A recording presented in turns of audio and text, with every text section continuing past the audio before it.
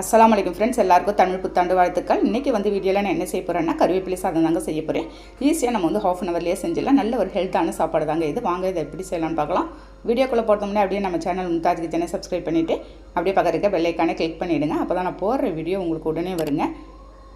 வாங்க இப்போ வீடியோக்குள்ளே போகலாம். அதுக்கு நான் ஃபஸ்ட்டு ஒரு பேனை ஸ்டவ்வில் வச்சுருக்கேங்க. நான்ஸ்டிக் பேனை வச்சு ஒரு 2 ஸ்பூன் இருக்கும் நான் எண்ணெய் ஆட் பண்ணியிருக்கேன். நல்ல எண்ணெய் ஹீட் ஆனது ஒரு 15 பூண்டு பல் இருக்கும். நான் சேர்த்து லைட்டாக நம்ம ரெட்டிஷ் ஆகிற வரைக்கும் நம்ம வறுத்து எடுத்துடலாம். அது பாருங்கள், லைட்டாக உங்களுக்கு கலர் மாறினா போதும்.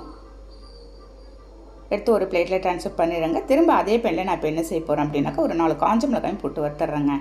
உங்களுக்கு காரம் எந்த அளவுக்கு தேவையோ அதுக்கு தகுந்த மாதிரி நீங்கள் காஞ்ச மிளகாய் சேர்த்துக்கலாம். இந்த காஞ்ச மிளகாயோட நீங்கள் பச்சை மிளகாய் கூட சேர்த்து ஆட் பண்ணி நீங்கள் செய்யலாங்க. அதே லைட்டாக ரோஸ்ட் பண்ணி அதே பிளேட்டில் ட்ரான்ஸ்ஃபர் பண்ணிவிட்டேன். அதே எண்ணெயில் இப்போ ஒரு கப்பு நான் ஃப்ரெஷ்ஷான கருவேப்பிலை சேர்த்துருக்கேங்க. சேர்த்து லைட்டாக இதையும் நம்ம ரோஸ்ட் பண்ணி எடுத்துக்கலாம். லைட்டாக உங்களுக்கு வதங்கினா போதும். இது நம்ம ஏன்னா வதக்கி செய்யும்போது உங்களுக்கு ஸ்டோர் பண்ணி வச்சு நம்ம 1 வீக் கூட இதை சாப்பிட்லாங்க. எல்லாம் ஆறுனதும் ஒரு மிக்ஸி ஜாரில் நான் சேர்த்துட்றேன். பாருங்கள், எல்லாம் நல்லா ஆறுனதும் ஒரு மிக்ஸி ஜாரில் சேர்த்துட்றேன். நம்ம அடிக்கடி இந்த மாதிரி கருவேப்பிலை துவையெல்லாம் அடிக்கடி உணவுல சேர்த்துக்கணுங்க. ஒரு துண்டு சின்ன துண்டாக இஞ்சி போட்டிருக்கேன். நம்ம வறுத்து வச்சுருந்தா காஞ்ச மிளகாவையும் பூண்டையும் எடுத்து அதோடு சேர்த்துட்றேங்க. ஃபஸ்ட்டு இந்த பொருளெல்லாம் சேர்த்துட்டு லைட்டாக நான் க்ரஷ்ஷாக நான் அரைச்சி எடுத்துகிட்டு வந்து போகிறேன்.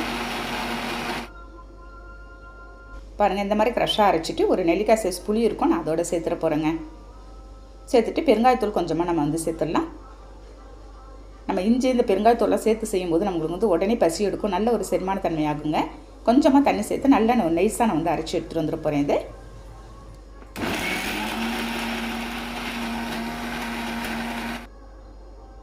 பாருங்கள், இந்த மாதிரி நல்லா நைஸாக அரைச்சிக்கோங்க. அவ்வளோ தூரம் சூப்பரான டேஸ்ட்டில் இருக்குங்க. புளிப்பு காரம் எல்லாம் சேர்ந்து அவ்வளோ தூரம் அருமையாக இருக்கும். நெக்ஸ்ட் அதே பேனில் ஒரு 100 கிராம் பியூர் கடலெண்ணெய் சேர்த்துருக்கேன். ஒரு பட்டை போட்டுக்கலாம். ஒரு 3 லவங்கம் போட்டுடுறேங்க. அதோட ஸ்பைசஸ் நல்லா பொரிஞ்சது ஒரு 6 பூண்டு பல் இருக்கும், நான் அதோட சேர்த்துருக்கேன். நான் ஏற்கனவே நம்ம பூண்டு போட்டு அரைச்சிருக்கோம், அதனால் இதில் நிறைய சேர்க்க தேவையில்லைங்க. ஒரு கப்பு நிறைய நான் 1-2 அரிஞ்ச சின்ன வெங்காயம் சேர்த்துருக்கேன். சின்ன வெங்காயம் லைட்டாக நம்ம வதக்கலாம். உங்களுக்கு வெங்காயம் கொஞ்சம் நேரம் வதங்கும் போது உங்களுக்கு டேஸ்ட்டு நிறைய இருக்குங்க.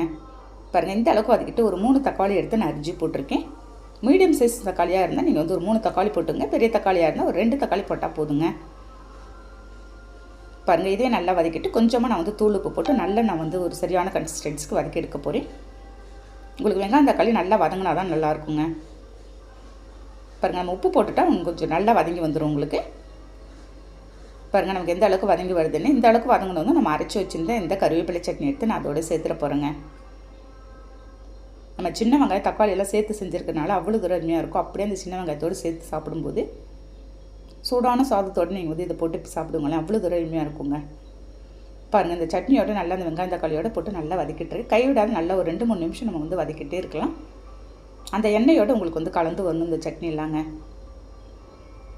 பாருங்கள், அவ்வளோதான். இதில் நான் கொஞ்சமாக எடுத்து வச்சுட்டு ஒரு நபர் சாப்பிட்ற மாதிரி நான் அந்த அளவுக்கு நான் இப்போ சாதம் ரெடி பண்ண போகிறேன். அந்த துவையில் கொஞ்சமாக நான் ஒரு பவுலில் எடுத்து வச்சுட்டேங்க. ஒரு கப் அளவுக்கு சாதம் போட்டு சூடான சாதத்தை போட்டு அப்படியே அதில் பிரட்டிடுறேன். ஃபைனலாக ஒரு ஸ்பூன் நெய் போட்டு நீங்கள் அப்படியே சாப்பிட்லாங்க. இது ஒரு லஞ்ச் பாக்ஸ் ரெசிபியாக கூட செய்யலாம். அப்படியே சூடாக இல்லாட்டி மதியம் லஞ்ச் டைமில் கூட நீங்கள் செஞ்சு சாப்பிட்லாம். அவ்வளோதாங்க, சூப்பரான நான் ஒரு கருவேப்பிலை சாதம் ரெடி பண்ணியிருக்கேன். அப்படியே ஒரு பிளேட்டில் எடுத்து சூடாக இன்றைக்கி சாப்பிட போகிறோங்க. அந்த சின்ன வெங்காயத்தோடு சேர்த்து சாப்பிடும்போது அவ்வளோ தூரம் அருமையாக இருந்துச்சு. ஓகேங்க, இதே மாதிரி ஹெல்த்தான ஒரு சாப்பாடை நீங்களே செஞ்சு பார்த்துட்டு எனக்கு கண்டிப்பாக கமெண்ட் பண்ணுங்கள். இந்த வீடியோ பிடிச்சிருந்தால் லைக் பண்ணிவிட்டு ஷேர் பண்ணுங்கள். மறக்காமல் சப்ஸ்கிரைப் பண்ணிவிடுங்க ஃப்ரெண்ட்ஸ். நெக்ஸ்ட் வீடியோவில் பார்க்கலாம். Okay, thank you, by.